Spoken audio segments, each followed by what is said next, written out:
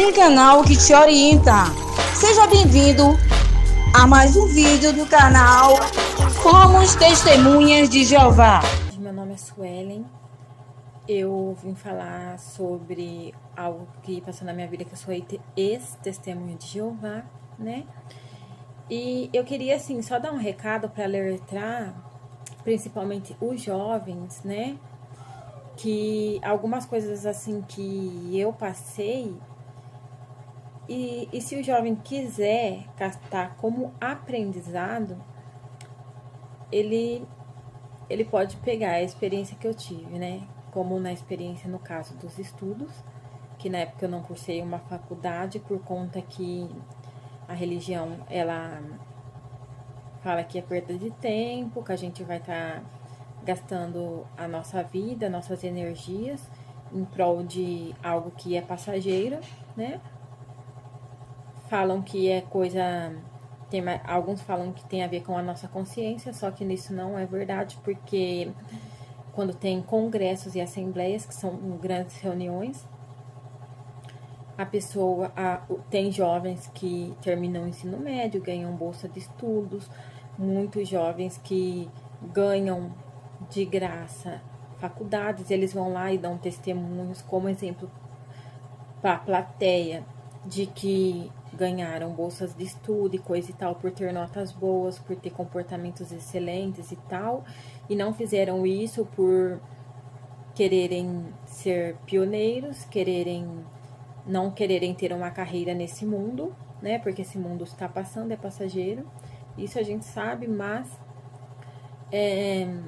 o que acontece? A gente acaba se sentindo... Eu se sentia intimidada em ousar, vamos se dizer assim, fazer uma faculdade, que eu tinha vontade no caso, e eu creio que muitos jovens têm vontade e não fazem por conta de estar indo contra algumas regras da religião, né? Tem jovens que fazem sim, mas são bem poucos, e eu já vi jovens que fizeram já pessoas criticando por causa disso. E assim, na verdade eles usam o texto de Mateus 6,33, né, que fala colocar o reino de Deus em primeiro lugar e as outras coisas vos serão acrescentadas, né? Então a gente é aconselhada a não ficar gastando nosso tempo e energia com coisas vãs, que a gente centrar no reino, visto que a nossa vida aqui nesse mundo ela é curta. Então a gente centrar em fazer a vontade de Deus, como pregar, né, que o nosso requisito de horas, no mínimo, é 10 horas, né? Dirigir estudos bíblicos, ou ser um pioneiro regular, que é uma pessoa que faz, acho que 60 ou 120 horas por mês, né? Incluído serviço de pregação, de campo, dirigir estudos e coisas e tais. E a experiência que eu tive foi o seguinte: quando eu estava nos meus 27 anos, eu queria fazer um curso técnico, né? Só que eu já era casada com uma pessoa da religião. E o que aconteceu? A pessoa também tinha um cargo dentro da congregação. E a pessoa falou: não, você não vai fazer esse curso porque vai demandar de segunda a sexta e você vai perder dia de reunião. Sendo que a reunião é uma vez na semana, é uma vez por semana, e final de semana é uma vez só, 2 vezes na semana, né? E a gente bateu muito de frente por causa disso. A gente discutia muito sobre isso como casal. E depois, com o tempo, 1 ano mais ou menos depois, eu quis fazer uma faculdade. Só que daí, ele me instruiu a fazer uma faculdade EAD. Só que a faculdade que eu queria não era EAD. Porque a gente sabe que hoje tem a oportunidade de você fazer faculdade EAD, mas tem as outras faculdades que são presenciais, principalmente na área da saúde, né? E a gente começou a bater de frente por causa disso de novo, né? Porque eu sempre fui muito realista, sabe? Eu sei, assim, que o casamento perante a Bíblia, ele tem que ser para sempre, mas... como diz a Bíblia mesmo, o tempo imprevisto sobrevém a todos, né? Hoje você pode estar casada, amanhã pode não. Então, sem ele ter nenhuma graduação, que ele tinha, acho que um curso técnico, ele já ganhava mais do que eu, que nós dois trabalhávamos, né? E aí ele falou, não, se quem tem que fazer uma faculdade é eu, porque eu sou o chefe da casa de acordo com a Bíblia. E ele começou a fazer a faculdade dele EAD, mas assim, eu comecei a ficar deprimida porque eu vi ele fazendo e eu tive a ideia. E eu achava que quem deveria fazer, na verdade, era eu, porque eu tinha já esse anseio, surgiu de mim há muito tempo. E a gente começou a discutir muito por causa disso, né? Então, eu acho que, na verdade, para falar a verdade, a gente acabou separando, né? Teve outros fatores, mas eu bato com o carimbo em cima que 80% foi por causa de religião que a gente separou. E foi por causa de essas discussões de negócio de faculdades e coisa e tal, né? Aí com o tempo eu comecei a questionar algumas crenças, né? Que eu achava que não estava na Bíblia. E a gente começou também a discutir por causa disso, se distanciar mais ainda emocionalmente por conta disso. E também, o que mais que aconteceu? Foi esses fatores que afastaram a gente emocionalmente como casal, né? A 80%. Então, eu pensava como? Eu já pensava assim que eu sempre fui muito realista, né? Então, se um dia a gente não chegar a dar certo, ele mesmo sem nenhuma graduação, o homem já ganha mais que a mulher, né? E no mercado, e já é mais fácil do homem arrumar um emprego, mais fácil do que a mulher no mercado de trabalho, né? E nós mulheres que lute, né? Quando a gente ainda não nasce num berço de ouro, nós ainda tem que lutar um pouco a mais para conseguir alguma coisa. E assim, aí eu comecei a não concordar com algumas crenças. Ele também acabou perdendo o cargo dele de servo no salão, porque eu não tinha mais vontade de frequentar as reuniões. Eu ia de vez em quando me dava vontade eu ia.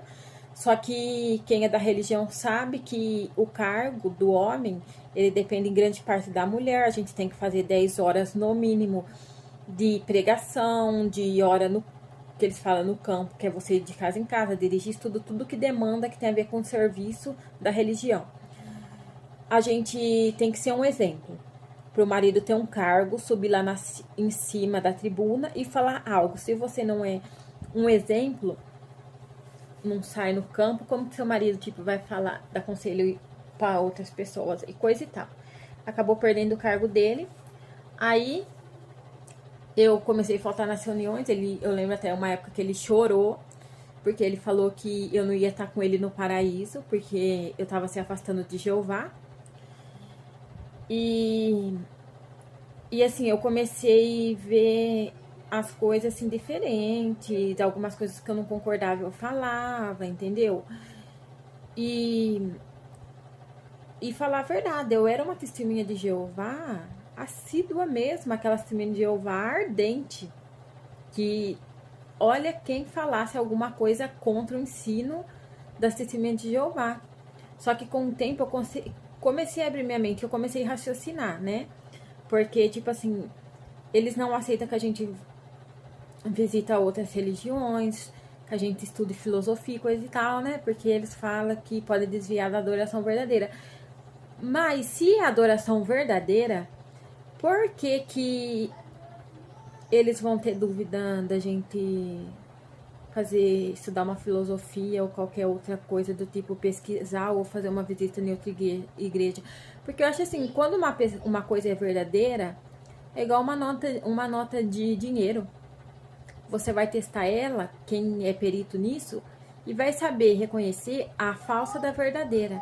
E se a gente é tão treinado dentro do salão e a gente estuda tanto, por que a gente vai ter dúvida se a gente vai em outra religião e, tipo assim, vamos dizer, virar a cabeça para outra religião achando que lá não é verdadeira? Não fazia sentido isso pra mim.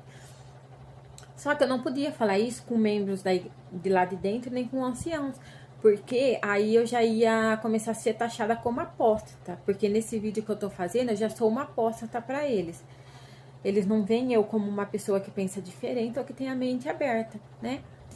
E eu fui desassociada da religião, né? E na época que eu fui desassociada, eu tava com depressão profunda. Foi bem na época do divórcio, da separação minha e dele. E na época que eu tava com depressão profunda, né? E assim, foi muito difícil pra mim, porque a maioria das pessoas que eu tinha amizade eram pessoas de dentro da religião, né? Porque a gente lá é aconselhado ter a amizade íntima com quem é de dentro da religião da gente. Então eu me senti mais sozinha ainda e com depressão, né? Aí, num pico dessas depressão, eu tentei um suicídio, né? E fiquei 1 dia e meio na UTI. E só que ninguém, sabe, lá da religião veio me dar uma palavra de consolo, veio perguntar para minha mãe se eu estava bem, se eu precisava de alguma ajuda financeira, né? Porque eu estava desassociada. Então, eu comecei a raciocinar onde que tá o amor, né? Uma pessoa, ela é desassociada, mas ela tem que ser abandonada, né? Não pode ter mais nenhum contato com ela. Então, eu comecei já a raciocinar ainda mais sobre essas coisas, entendeu? E eu tentei, sim, depois disso, voltar várias vezes, sabe? Pra religião. Mas sabe por que eu quis voltar? Porque eu queria voltar, na verdade, com meu ex-marido, não era porque eu queria voltar pra religião, não. E, assim... então eu falei, cadê todo esse amor que eles pregam? E eu já não via, mesmo quando eu tava dentro da religião, todo esse amor. E quando eu fui desassociada, piorou, porque eles usam o texto de que Deus, ele repreende a quem ele ama, né? Mas onde na Bíblia tá escrito que para você ser repreendida, tudo bem que fala, né? Vamos se dizer, na Bíblia, que não é para se associar com tal pessoa que tenha tais características, que seja injuriador, beberrão, extorsor, ladrão, adúltero, fornicador e coisa e tal. Mas onde que tá na Bíblia que você tem que ficar 7 meses, 1 ano, como no meu caso eles falou que a minha desassociação era de 1 ano? Onde na Bíblia tá estipulando o tempo para você voltar para Jeová? Eu tentei voltar 4 vezes para Jeová. Não me aceitaram. Uma vez eu achei um absurdo, porque eu pedi carona para uma irmã, porque quando a gente é testemunha de Jeová, a gente não pode ter associação com pessoas que estão dentro da religião, que não são desassociadas. E a minha mãe no dia não foi, e eu tava, a gente não tem carro, né? Então, assim, no dia, eu pedi porque eu fiquei com medo que a minha mãe não foi na reunião e de eu voltar sozinha, porque a rua que eu moro, na época, não era iluminada e coisa e tal, e eu fiquei com medo disso. E eu fui pedir uma carona pra irmã, né? Aí teve outra pessoa de dentro da religião, uma mulher, que foi e contou pros anciãos. Aí eu fui e mandei a carta, né? Porque a gente tem que mandar uma carta escrita a punho pra voltar. E acho que essa aí era a 3ª vez que eu tava tentando voltar. E eles falaram que eu não ia poder voltar por causa desse acontecimento, que eu pedi carona pra irmã, né? Então eu pensei comigo, mas e se fosse a mãe deles, a filha, a esposa deles? Eles não pensaram nesse ângulo, né? E aí a 4ª vez que eu tentei voltar, nossa, eu nem lembro.